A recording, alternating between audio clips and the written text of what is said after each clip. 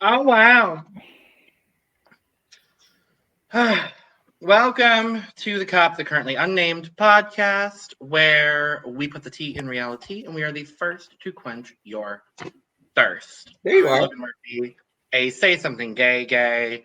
Here, I had coffee, but I drank it all, so there's just an empty white angular mug. It's giving interesting angular movements. And we've got water as always, but I did get a new sticker for my water bottle. It says "Love you." That's cute. Right. God damn it, Eris. I was gonna try and do a really loud burp for my intro, but it took too much time between Logan starting the podcast and the burp rising that it just kind of filtered out. With that being said, I'm Eris Envy, your punk rock hairy fairy, your European correspondent, your bad built bestie, reminding you to think, because sometimes having a brain is hard. Amen to that. You better think. Think about trying to do. Yes. Oh, look at these tan lines. They're giving. You know what? There we go. There you go. Yeah. Hi, I am Sam DMV, also known as Sam de Monteverde, also known as Anissa Long, your fellow friendly trans, non-binary, Filipino, Canadian, mentally unstable hot mess hailing all the way from Toronto, Ontario, Canada. Scarborough, if you want to be specific. Yes, I am Filipino Canadian. My parents are born in the Philippines, and I am born in Canada. Thank you very much. Thank you so much for your. Thank you so much. Oh, and today I have Kirkland signature water. Come on, Kirkland water. Come on, Kirkland signature. Didn't realize that was actually a brand. Just thought that was a thing in American TV shows. Nope, it's a real brand. It's a real brand, yeah. Yep. We are at the semifinals of Drag Race France season 1. It's almost over. I'm kind of sad about it. I actually am kind of sad about it too. Yeah. But this is going to be an episode of, I'm just going to go ahead and say this is going to be an episode of riggery, tomfoolery, and straight up buffoonery. Mm-hmm. Yeah. That being said, I still enjoyed the episode. Me too. It was a cute episode. Like, it was cute. So, like, we I'll come say back this into the now. workroom. Mm-hmm, oh, sorry, Logan. Oh, no, you go ahead, honey. Go ahead. I'll say this now. What I get from this episode is a great episode, but the person who was eliminated this episode was definitely plotted to be eliminated this episode. 100%. Had it just been, it's one of those episodes where it's still a good episode, but I'm not satisfied with the elimination. But thematically for the season, it makes sense. We've talked about this sort of scenario multiple times already, so it's like we all kind of figured it would happen. We'll talk about what actually happens because it's something. But we come back to the workroom. La Big Bertha is gone. Lolita is still incredibly emotional after the lip sync that happens. And rightly so, because she put out a lot of emotion and didn't want to be there, and then yet somehow she's still here. So, I'm happy to see her for another episode, but that's just me. Much like the scent of banana candy, Lolita Banana lingers. I hate you. I hate me more. Good. Anyway, banana candy. I hate you. We hate everybody. We hate everybody. We go to the next day in the workroom. Nothing exciting happens. Nikki walks in and she's like looking around. And I was like, what the fuck is happening, Nikki? And then she's like, wait, I'm looking for the top 4. And I was like, this is stupid. I didn't need this. This was a minute of television that I will never get back and I wish I could. That part. Yeah, Nikki was giving. She was giving Mayhem Miller performing the drama.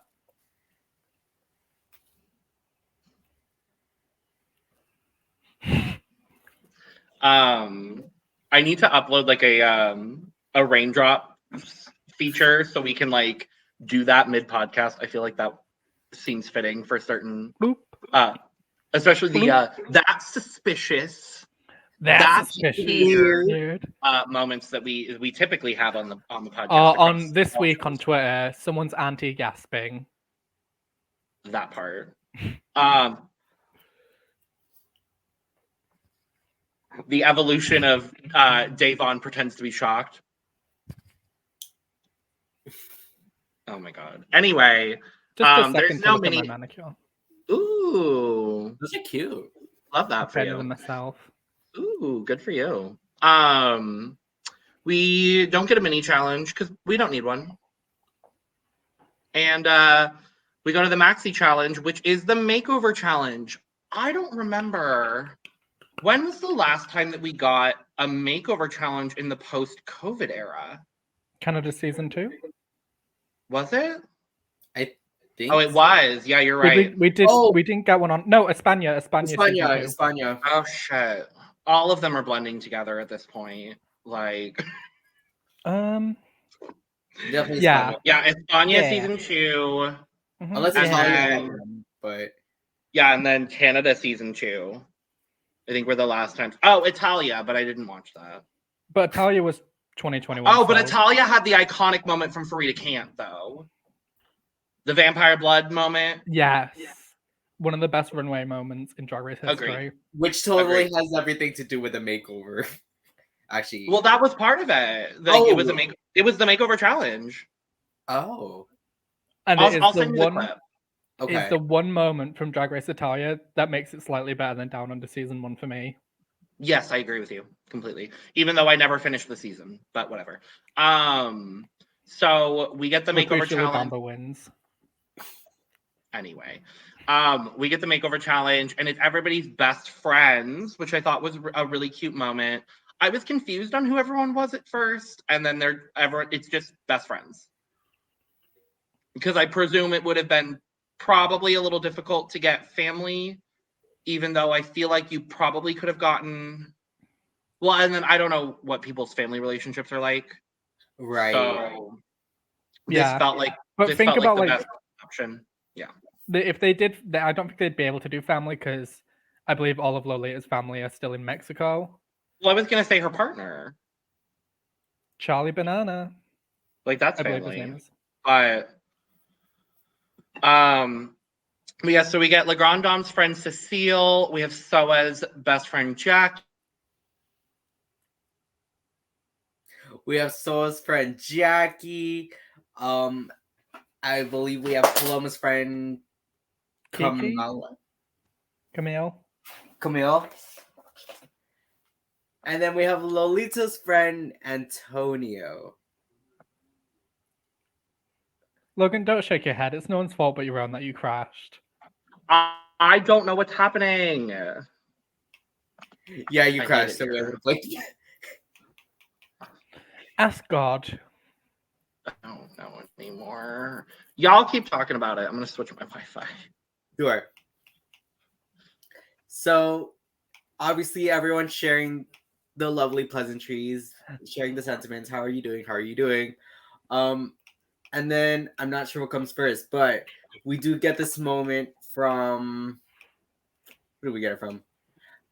I know one moment we get from Lolita Banana's partner for the challenge, Antonio, being the straight man that he is. I literally lost my train of thought, but I guess he's learning to walk in heels. Eris, please save me. Yeah, so he's tried to walk in heels and he moves a bit in an umby-pumby way, I would put it. He walks as if he's just had both of his ankles broken when he's walking in those heels. But Poor Antonio. yeah. So Nikki tells us it's the makeover challenge after everyone's besties walk into the room. Yes. Mm-hmm. And this is Honestly, about- so there's just like not a whole lot of workroom stuff this episode, if we're being honest. I do want to talk about the position of Lolita being the only person to have to put a man in drag. Mm-hmm. I don't know if that's necessarily an advantage, a disadvantage, that sort of situation. It didn't seem like a disadvantage. We'll talk I about don't the think runways in themselves, I don't but think it was a disadvantage. I don't think in modern drag that there's really Oh, an I advantage like or disadvantage to it at this point. yeah. Yeah. I think the only kind of way there would be any sort of advantage if, say, if Naomi Smalls got paired with someone, a sort of like a Naomi Smalls type of queen, someone who doesn't wear any kind of body, got paired with a man, and they had to then, of course, create Mhm. body for this person. Whereas if they got partnered with a woman, they probably would not need to pad. But I mean, that being said, drag is for everyone these days, and I know women who do drag who pad. I know women who do drag that don't pad. I know men who Yes. do drag that do pad. I know men who do drag that don't pad that should. And I know men who do drag who don't pad that look lovely, gal. And non-binary people that do or don't pad, or whoever. I actually Like, don't know any non-binary people. I'm certainly not looking at free right now, you know. according to some people in our comments. Mm, that part. Enough with Just me as a being reminder shady. to everyone, all three of us identify as non-binary, so fuck you all. In case you don't see the pronouns in our names. In case the pronouns didn't tell ya. For those of But- you that are listening on Spotify, I, Sam DMV, go by they, she pronouns. I, Eris Envy, use any or all pronouns because I'm lazy. he, they for me, but like I don't really give a fuck. If we're being real, like I don't care. But Same. I would actually say my gender identity isn't non-binary. I would say it's more similar to something like Gonzo from the Muppets, where Gonzo is identified as whatever. I love that. Oh, they're a muse. Ooh. Eris de Muse. That's actually such a fierce name. I kind of love that, I honestly. kind of love that. I swear, when I get into a ballroom house, I am just going to use my ballroom surname as my drag surname. Good. So there's a couple highlights in the workroom stuff, but there's again not really a whole lot that happens. So obviously Soa's best friend Jackie is not black. And so they're talking with Nikki, and she's like, well, I don't want to put my friend in blackface, but I want to make sure that we have like the same vibe. And I'm like, hey, I appreciate that. I appreciate that, yes. Nikki's going around and talking to everybody. Grande Dame couldn't tell you a single thing they talked about. Yeah, I wasn't too enchanted with Le Grand Dame this episode. I just don't really, I didn't take notes on this episode. I rarely take notes. I normally just raw dog these episodes. But oh, that's one way of putting it.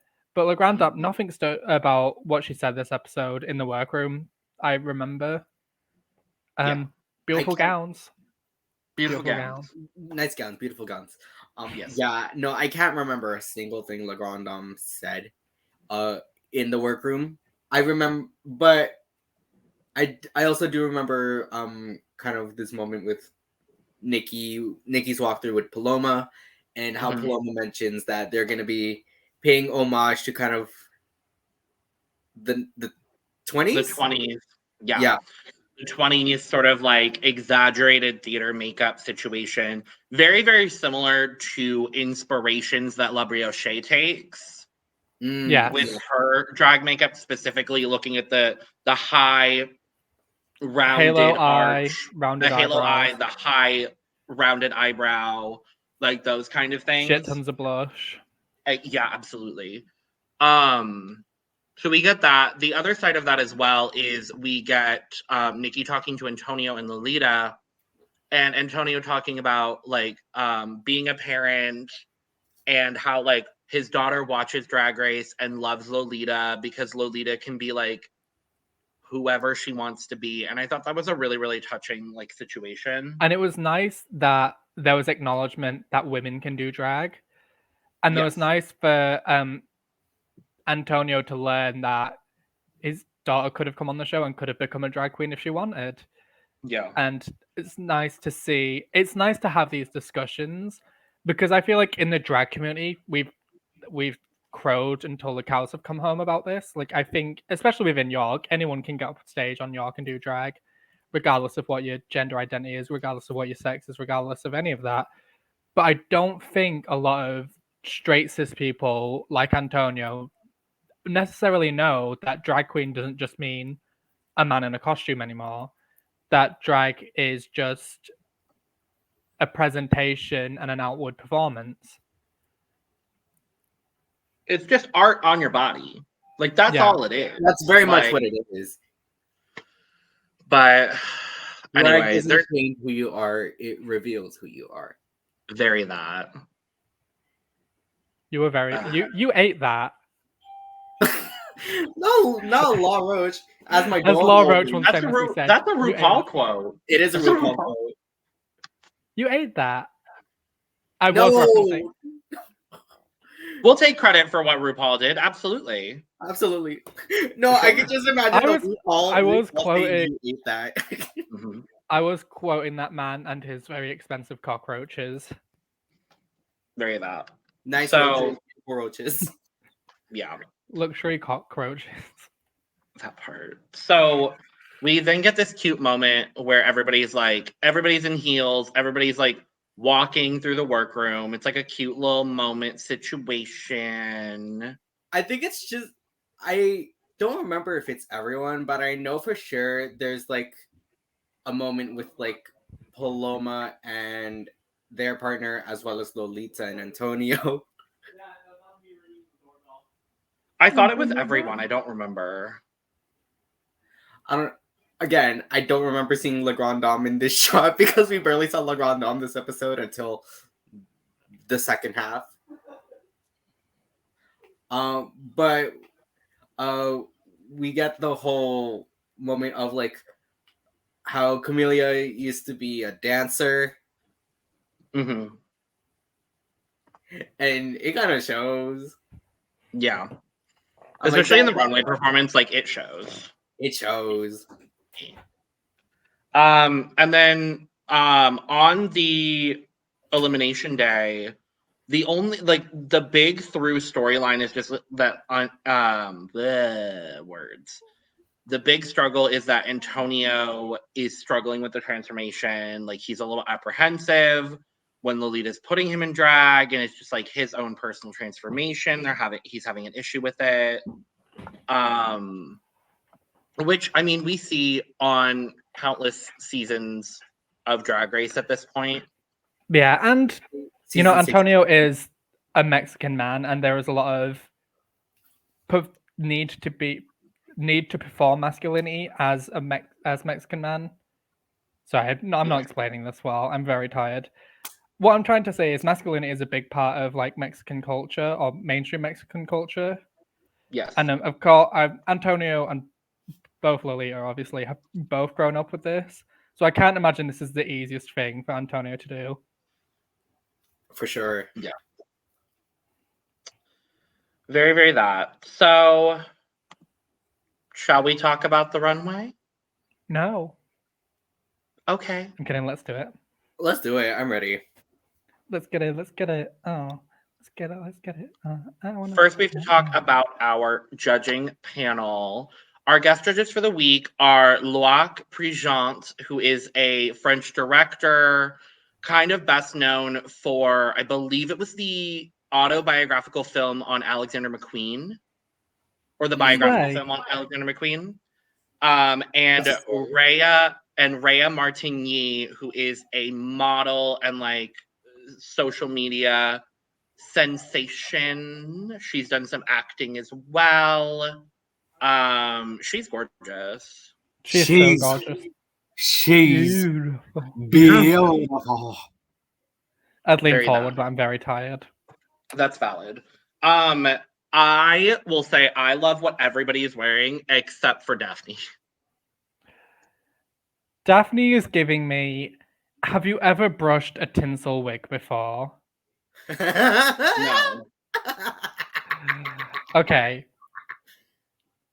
This is what happens when you brush a tinsel wig. And I love Love and it. respect Daphne Burkey. But yeah. Merry Christmas, Daphne. That's all I have to say. Not Merry Christmas. It's giving ornament. Oh my god. Yeah, I think Nikki looks great. I love this color on Kitty.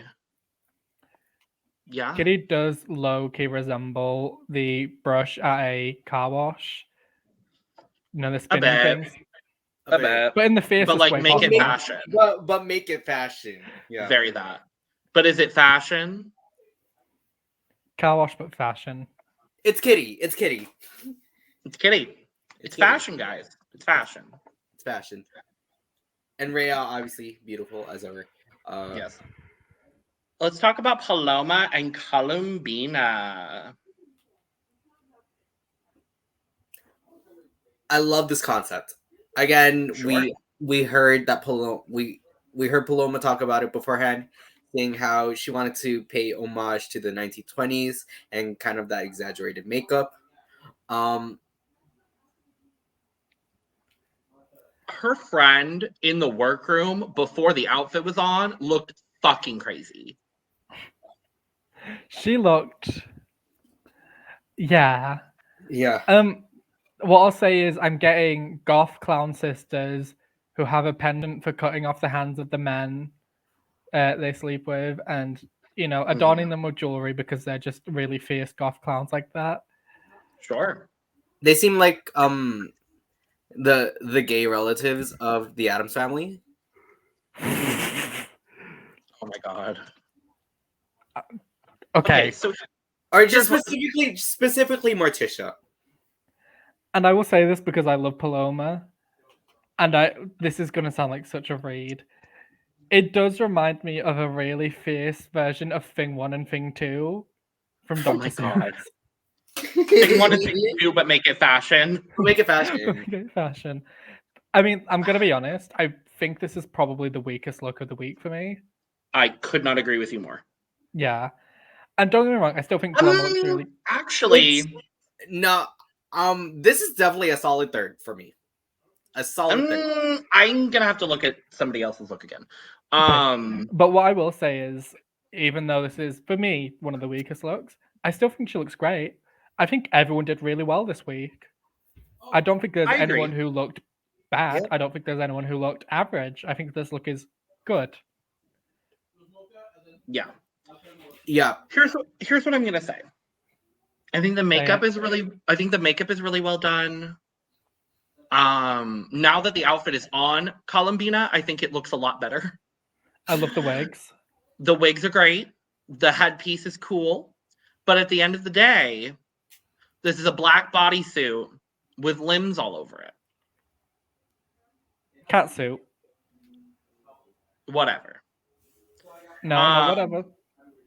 We've seen this done before on Drag Race. Probably not done better, I'm gonna be honest. But I hate that I'm thinking of Lala Ree's Bag of Bones.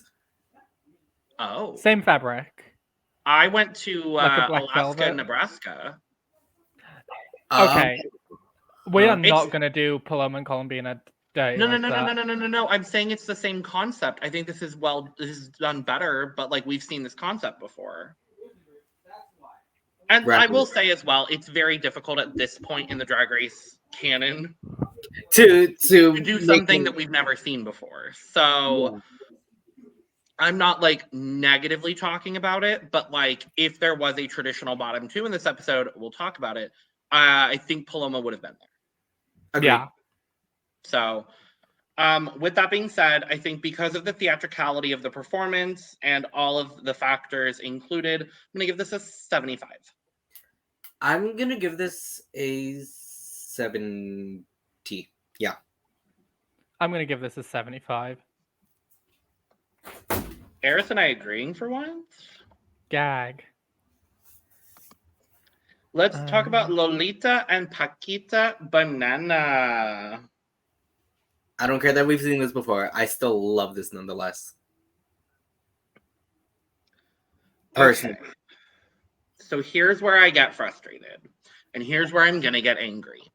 because Paloma has done things very, very similarly to the look that she presented this week on this season. The makeup may have been different, but the concept and the theatricality was something we've seen before. Soa de Muse, we've seen something very similar to this look before from her this season. We'll talk about Soa in a second. Grande Dame in this episode basically did the same thing that we've seen over and over. Why is Lolita getting negative critique for doing the same thing? And specifically, when Daphne was saying, why does everything have to be Mexican? Well, plot twist for you, Daphne Burkey, she's from Mexico. She's not white. The sheer microaggression, I'm just going to go ahead and say it. The microaggressions from Daphne Burkey specifically pissed me the fuck off in this episode. Yeah. There is not a single fucking reason Lolita should have been lip syncing for her life. And in fact, Lolita should have won the fucking challenge. Oh, yeah, I agree. Lolita was the best runway, in my opinion. Like, there is no fucking reason. Also, the last time you saw something like this from Lolita was at the start of the season. It's not like she's been doing this every other week. And if she did, you know what? I don't give a fuck. Why? Because that's her drag perspective. And I feel we'll talk about Soa in a second, but I feel very similarly in the way that Daphne critiqued Soa. And you know what Soa and Lolita have in common? They're not white. With that being said, my cup is full for Lolita. My cup is overflowing. My cup is full.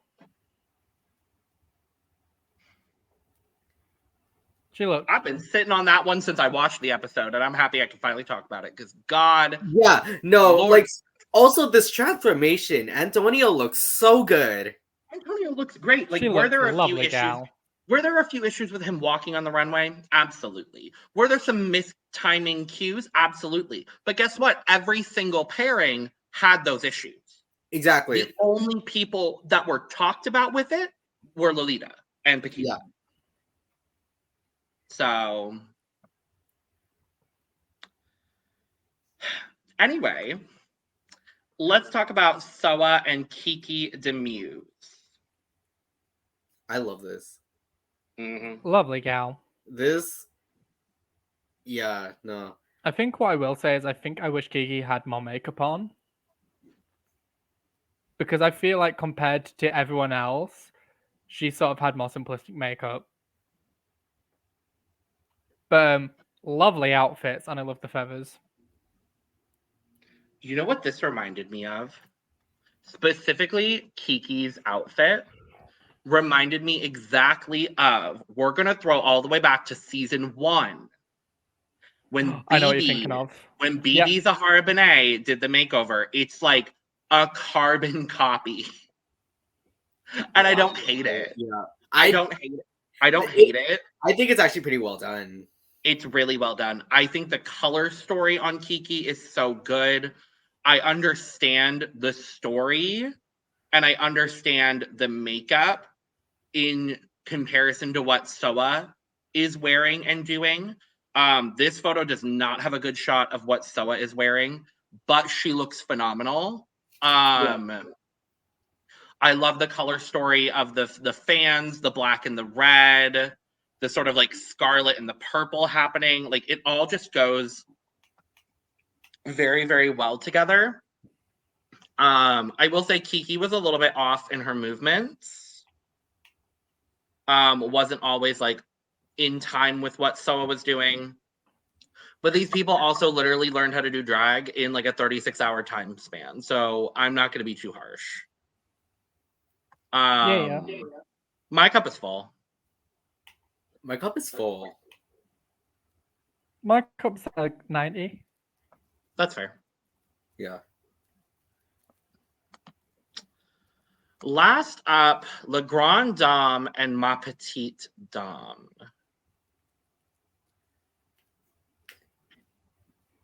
Presentation is giving me Barbie doll version of the Countess.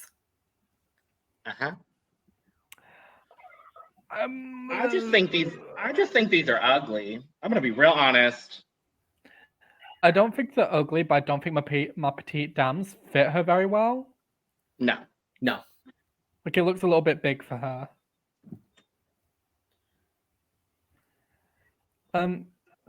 Yeah, I agree with you. I take back what I said about Paloma. I think this is actually my least favorite.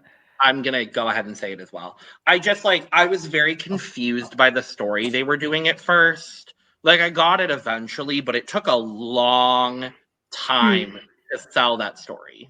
Yeah. And I love how Le Grande Dame looks, but I don't think La Petite Dame looks as good, and I don't think her makeup is as good. Because her eyeshadow is a little bit more... It's a little bit garage door. She looks like, at least from afar, she looks like if Cam Hugh tried to do a Dolly Parton impersonation. Foul. You can't say I'm wrong. You're not. Thank you. I don't like the feathers on this. I don't like whatever's happening. I don't think these really go together beyond the fact that they're feathers and blonde. And like the cutouts. I don't like it. Yeah, this to me was the weakest of the four. By far. By far. Yeah, 60. 70. My cup's at 70. my cup's at 50. That's fair. It's half full. Yeah. So we get the critiques. We already kind of talked about specifically Lolita's. I specifically talked about Lolita's. And it just stupid. But we go. They do the Untucked. Couldn't remember a goddamn thing that happened. I do remember all of them being like, we have no idea who's going to be in the bottom because I feel like we all had this similar level of critiques where everyone was strong, but there was always something off about everyone. Yeah. So we go back to the runway and we find out that the winner of the challenge is not a single fucking person. Because all four of them are going to be lip syncing for their life in a very clearly last minute produced lip sync tournament for the top four. I hated this. I don't blame Nikki. Just so Lolita doesn't feel as bad about being sent home. Yeah, no, just to send Lolita home. Yeah. 100% just to send Lolita home. Like, this Despite entire the fact that thing. She won both of her lip syncs, but I disagree. But we'll talk well, about you're wrong. Okay. No, I'm kidding. So Nikki does this random draw of two randomly selected queens to lip sync to a randomly selected song. But every time someone went to go pick a goddamn envelope, they cut away from the fucking judges.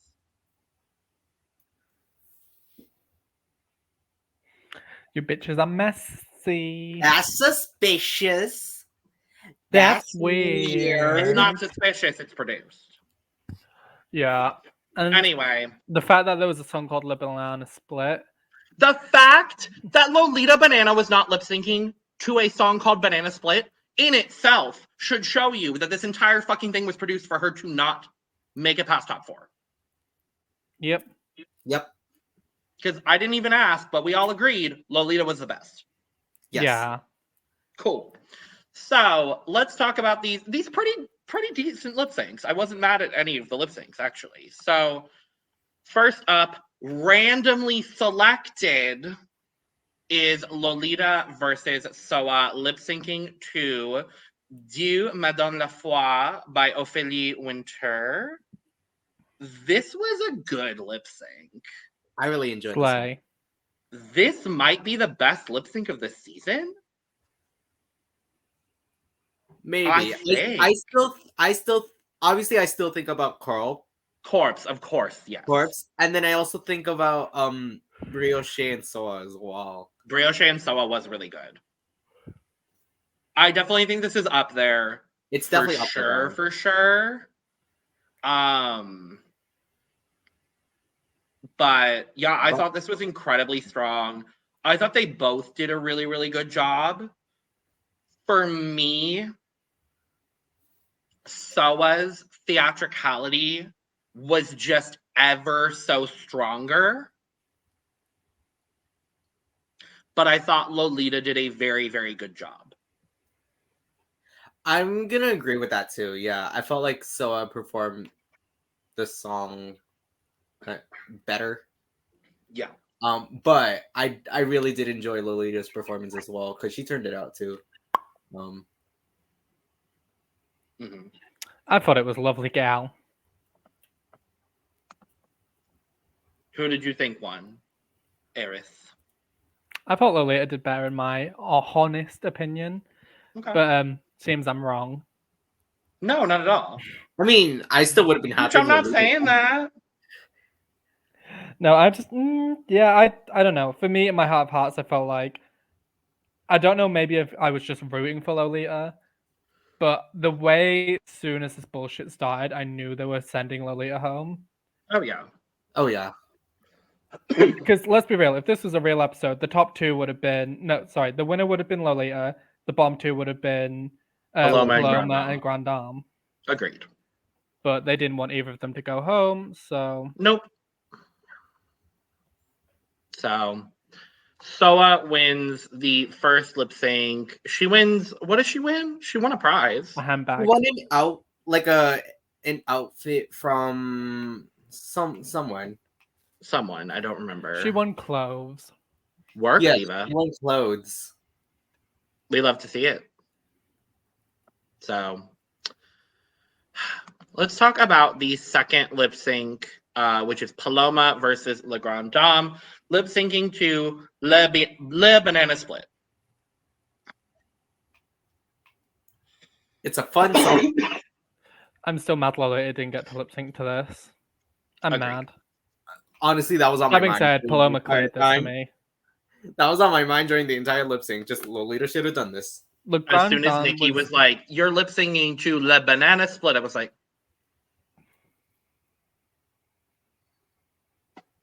"Rigor Morris, girl, rigor Morris." Yeah, my thing was Paloma was kind of effortlessly goofy in the way the song needed. Le Grande Dame was trying it just a little too hard, and I feel like Le Grande Dame can be goofy. I just feel like she was really pushing for it, and it was just coming across as awkward and not endearing. I feel like she's more goofy out of drag. Yeah. Like, I feel like I know more about her personality from seeing her out of drag than I do in drag. That part. Yeah. So. Sad. No, I thought Paloma cleared. Paloma did great. She's a lovely gal. And Paloma wins. So Paloma wins something as well. I don't remember what it was. Handbags. Good for you, girl. And now we have, I guess, the bottom two of the episode, which is unfortunate. It's Lolita versus Le Grande Dame, lip syncing to La Grenade by Clara Luciani. I thought this was a good lip sync as well. Mm-hmm. I thought it was a solid lip sync. My thing here is I felt like Lolita won more clearly. Very agreed. But okay, wait, sorry. Quick moment, because I feel like this is gonna be brought up. Before we get into the actual lip sync, Nikki ends up asking them, "Do you want to change your outfit?" Oh yeah, I forgot about that. Lolita's like, "Nah," and then Le Grande Dame says, "Yes, I'll change." So they wait like it's this awkward however long. I'm gonna say it's a 30 minutes in their reality. Probably. To change, and she comes back out. Lip sync starts. Okay. Proceed. It's giving heels or wheels? It was giving heels or wheels. Oh my god. It was. But at least that's a lot. It's a lot easier to change between heels and wheels than an entire dress or an entire look. Yeah. But yeah, I thought Le Grande Dame did perfectly acceptable in this lip sync. But Lolita won. Lolita won. Lily absolutely won that lip sync, but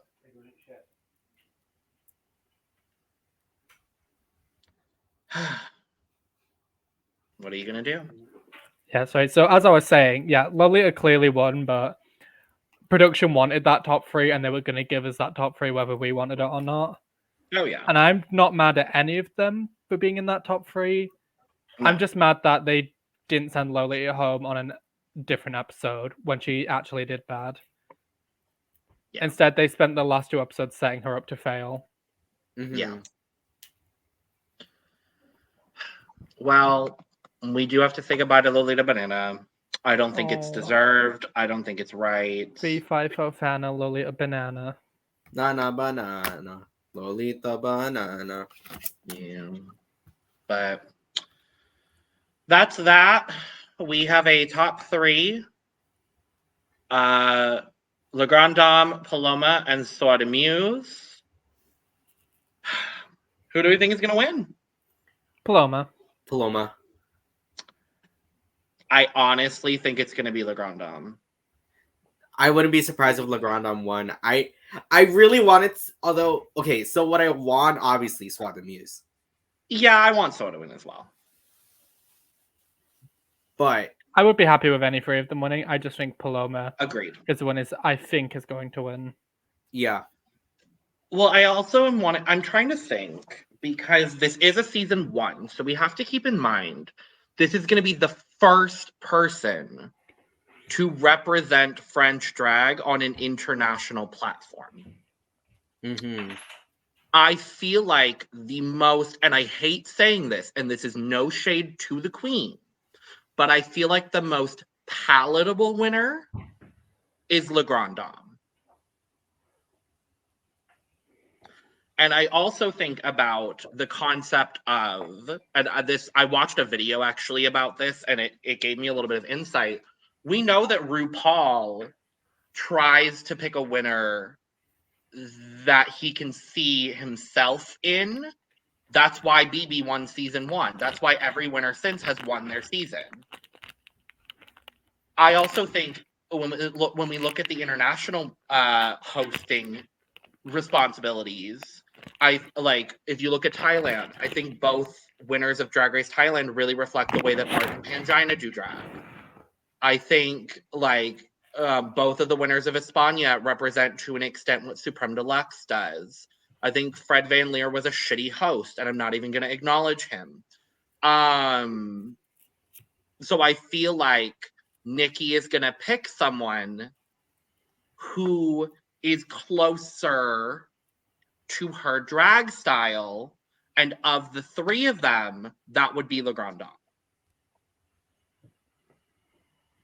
That's fair. Girl, what are you doing?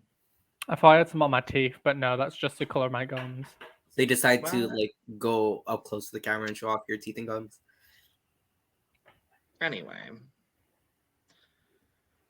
Much like the cast of Drag Race UK, most of them are white, none of them are straight. And on that note, we'll be back next week to talk about the finale of Drag Race France. Someone will win. 2 people will lose. Find out next time on Not necessarily. We think 2 people will lose. We think. We hope. Anything is possible. So, subscribe, like, and share on the way out. Bye. Bye. Voila, voila, voila. Voilà que je suis, me voilà même si mes années